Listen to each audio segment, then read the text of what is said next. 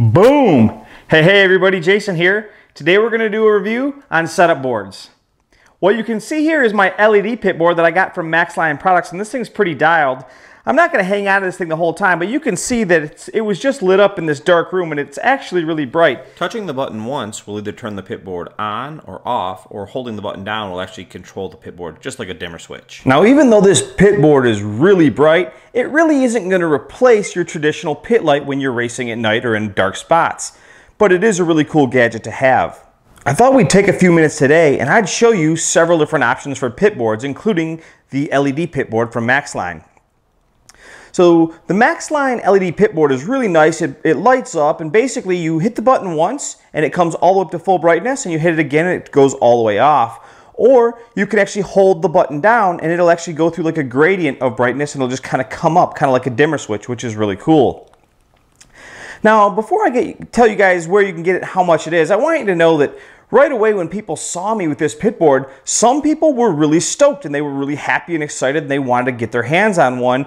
And then there were already people saying, oh, well, that's just, it's a tattoo board. That's what they use for tattoo art and stuff like that. And I guess they're right. First of all, it is basically, this isn't a board that was designed specifically for the RC industry. This was an item that was repurposed by Mac over at MaxLine for our industry, right?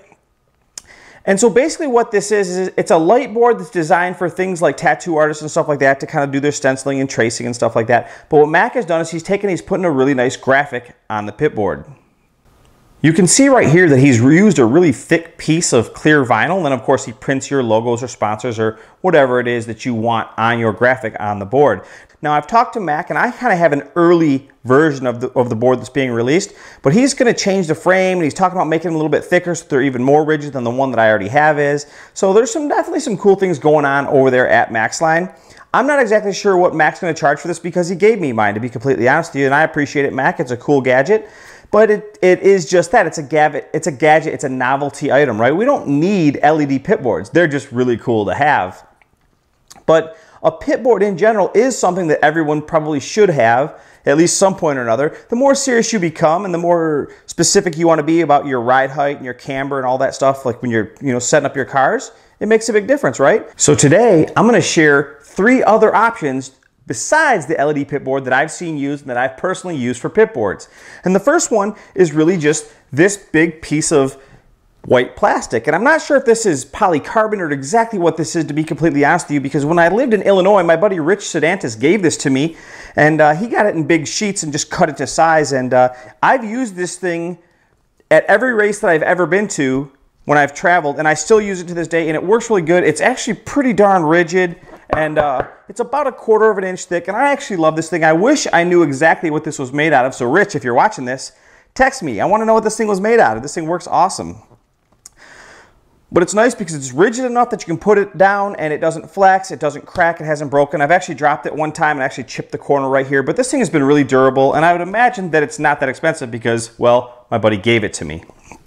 So that's the first option. Another option, and you're way more likely to see this option in on-road than you are in off-road, but still, I do see guys use them in off-road, is this. It's just a good old-fashioned piece of, I believe, tempered plate glass. And it's super flat, it's obviously super rigid, and for the most part, as long as you don't drop it or smash it around, it'll last pretty good, and it's a really nice surface for checking ride height and camber and stuff like that.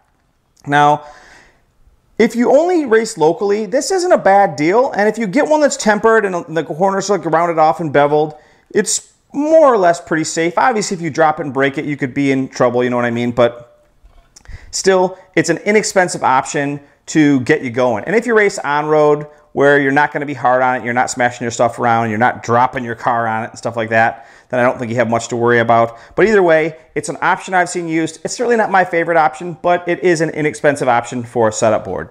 Okay, so now you've seen a few different options. Of course, there's the super high-end LED pit board, which is super cool. It's kind of a novelty, right? You can control the lighting. Then you've got the piece of glass. Now, I really don't recommend the piece of glass, but I've seen guys use them for years. I know that you can come across pieces of tempered glass relatively inexpensively, so I know that it's an option that people will continue to use just because it's budget friendly. And then you have my piece of plastic. Now, I wish I could tell you more about it, but my buddy Rich didn't tell me much about it when he gave it to me. He gave it to me, it had a backing sticker on it, clearly from some type of a construction store or a plastics company. I tore it off and have been using it ever since. And what I really like about my white plastic board is just that if you chip it or drop it or spill a little glue on it, it's just not the end of the world. You scratch it off and you kind of clean it up with a piece of Scotch-Brite. Where obviously if you drop the glass one, that's going to be a major bummer. If you damage your brand new $100 or so LED pit board, that's also a big bummer. But the last option is really one that I see catching on like gangbusters here in the racing community for a variety of reasons.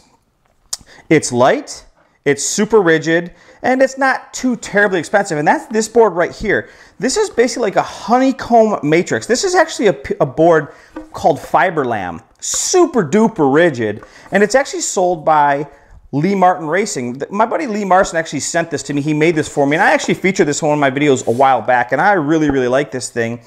If there's one thing I don't like about this, it's just that I don't want to mess it up. So I really don't take it with me too much. Most of the time when I use this thing, I use it at home just because I don't want to destroy it or damage it or drop the corners or whatever. Now this thing is probably about 5/8 of an inch thick, maybe even 3/4 of an inch thick. It's, you know, it's pretty darn thick.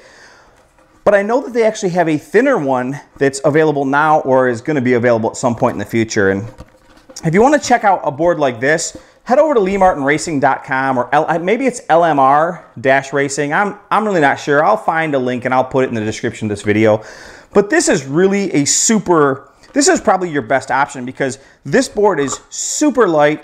It's obviously super rigid. You know, this Fiberlam, you know, it's airplane flooring. It's pretty ridiculous. It's a composite honeycomb-based structure. So I think that there are a variety of options. And I think if you're serious about racing RC cars, you're going to need a pit board sooner or later. Ride height is so essential to getting your car to handle the way you want. To be able to achieve that static, consistent balance between the front of your car and the back of your car, you know, through ride height is really important, and having a nice flat surface to do that on is important. Now, I've seen that some tracks have, you know, they have like granite tabletops or things like that, and that's nice, but you can't count on that everywhere you go. So I would definitely say that consider finding something similar to what I've shown here today for a pit board, and hopefully that'll take your racing to the next level. Hope you guys enjoyed watching this video as much as I enjoyed making it for you. As always, I appreciate you guys watching. You know we do this to have a good time. We love to race RC cars. See you guys in the next one. Bye-bye.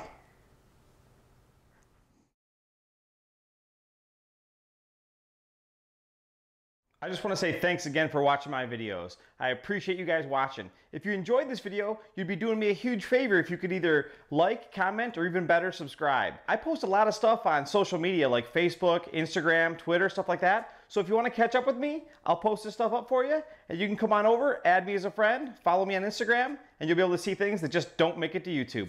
Again, thanks for watching. We'll see you in the next one.